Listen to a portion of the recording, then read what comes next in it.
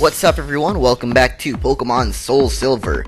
Now this episode is going to be pretty weird because it's just a really long route, actually rather like 3 or 4 routes, just full of trainers, and I really didn't feel like, recording it normally. I mean, I usually live narrate, like I narrate as I'm doing the battles and everything, but for this episode I just decided to post narrate, and I'm not very good at post narrating. So I'm going to have to struggle to come up with stuff to talk to you guys about. And I do have some things planned out, but whenever I do run out of things to basically talk about, I guess I'll just say, like, I give up. I really suck at post-narrating, especially 14 minutes and 20 seconds here, so. As you can see, I mean, at the beginning of these routes here, I tried to basically run through the whole thing without having to go heal up at least, or without just having to heal up at all. I never used any hyper potions or revives, or I never went to the Pokemon Center or anything. I just tried to go straight through it without dying, basically. And you might, if you stick around for the whole video, you will see that I eventually fail and I black out. Like, I never black out, but I just decided to keep that in for some reason. I don't know. I really don't mind it. I mean, blacking out is part of the game, so I don't know. I just kept it in.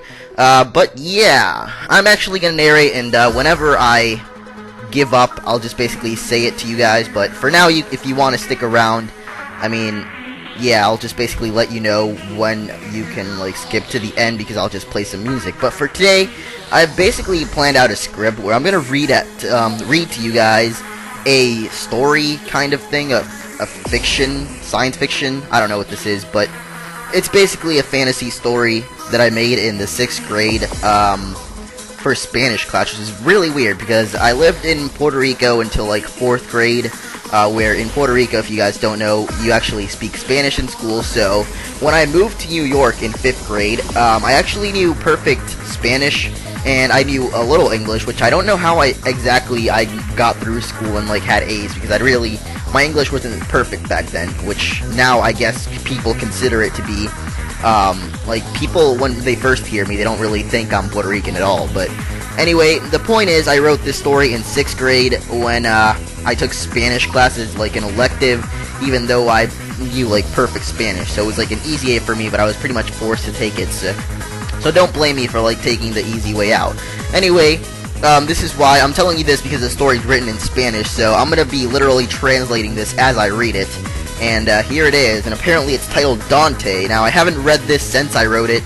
My mom just gave me like this big folder full of stuff that I've done over the years in school, and I guess it would be pretty cool to look at a bunch of stuff. I have a bunch of drawings that I've made like a long time ago, and I found this, so I guess I'll read this to you guys today. Yeah, it's called Dante, spelled D-A-N-T-E, and like the cover of it is just Dante in some weird font with like a sword under it, underlining it, I guess. So here we go. It says, written by me, and it says, once there was a magical kingdom named Althalos with an evil king named Orion. This king in particular was so evil that he imprisoned all of the inhabitants of the city of Althalos, and in the dungeon of his castle. Yeah, he imprisoned them in the dungeon of his castle. Alright, now this story is of an orphan boy that lived in this dungeon, and he was the first person to escape from the evil castle. His name was Dante. Whoa, that's an epic introduction there. I can't wait to see how this story unfolds. So, everything began when the King Orion and his dragon Ryu... I am so good at coming up with names, aren't I? Everything here is basically like a big video game reference of some sort, but anyway, they attacked the kingdom of Althalos. Orion thought that the kingdom needed change, drastic change, so he ordered his warriors to attack the castle. While the war was going on, Orion went up to the tower of the then king of Althalos, and he killed him with his evil sword. After the king fell from the tower, all of his soldiers gave up, and they named Orion as their new king. 3 days after, Orion imprisoned all of the people of the city, and it wasn't until a month later that Dante managed to escape. So, I guess you get that was kind of a prequel, not a prequel, yeah, prologue, that's what it's called. But yeah, I guess now Dante's story begins, and like I said, I haven't read this in forever, so this is basically for me like I'm reading a brand new thing, and this is all in Spanish, so if I struggle to read anything, you know why. Alright, so the guards were passively sleeping. I think that's the only way you can sleep. I don't know. They didn't realize when Dante escaped from his prison cell through a hole under his bed. He put his hand in his pocket and he took out a map of the dungeon. What? Oh, okay, so I guess he stole the map from the guards. Alright, whatever. So the map indicated that there was a hallway, a secret hallway, behind one of the walls of the dungeon that led outside. So he carefully went to that wall. He finally got to the wall, and he immediately began to check all the bricks on the wall. And when he found the correct brick, the wall opened up, revealing a secret passage. Dante extended his hand against the door at the end of the passage, and he opened it with strength. I don't know. Outside, Dante grabbed some light. Okay, I don't know. He saw the moonlight, I guess. And the secret passage took him to the horse, where the horses were, I guess. All he had to do was cross the river that protects the castle, which I guess at the point I said a river, but it's actually called a moat, and then just run very far away from the kingdom. Dante grabbed the horse, and he ran to liberty. Alright, Dante decided to name his horse Tornado due to his incredible speed, and they both jumped the moat with no problem. While he ran through the fields, Dante thought of all the sad people that remained in the dungeon, and he changed his mind. He decided that he would find his own dragon and defeat Orion and his dragon Ryu to get revenge and free all the trapped people. Alright, this isn't anything like any story I've ever heard before, is it? Anyway, all the elderly people of the town where Dante grew up told stories of dragons that lived on Dragon Mountain. Great. So Dante decided to head there. The map that he stole from the guard had a map of Althalos, and it said that to get to Mount Drago, which I guess I changed the name, you had to cross the Traitor Forest, the Evil Forest, I don't know. Dante and Tornado galloped through the night until finally they reached the Evil Forest, where the evil elves of four hands, the evil four-handed elves lived. I have such an imagination. Alright.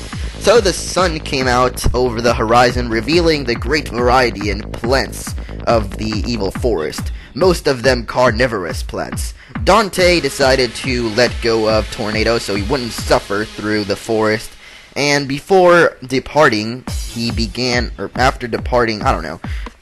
said goodbye to his horse, and he began his evil trek across the evil forest of evilness. Alright, so for the first 15 minutes of his trip across the forest, Dante thought it was very easy, until he found his first carnivorous plant. It looked like some kind of flower with giant teeth, and it moved its head like a serpent. Alright, so apparently Dante found a stick on the floor, and he started doing some kind of Legend of Zelda maneuvers here, and in the end he just cut off all three of the flowers' heads with one swipe. Alright, so Dante was very tired and he wanted to throw himself on the floor, but even more flowers showed up. This time 5 of them showed up, and he was able to dodge him, and then basically in the end he killed them all too. Alright, so when this last flower, like one flower remained, and when that one flower was about to make its deathly strike on Dante, this elf jumped out from between the bushes and he cut them off with a giant sword. Alright, so some other flowers appeared, but the elf had a magical medallion that made them go away. Okay, I don't get that, but he slung Dante over his shoulder and he took him to the town or village of the elves or something. So Dante woke up in a small and warm room. It was made of wood, and I don't know, tied with ropes, I guess? That's what I meant to say. Okay, whatever.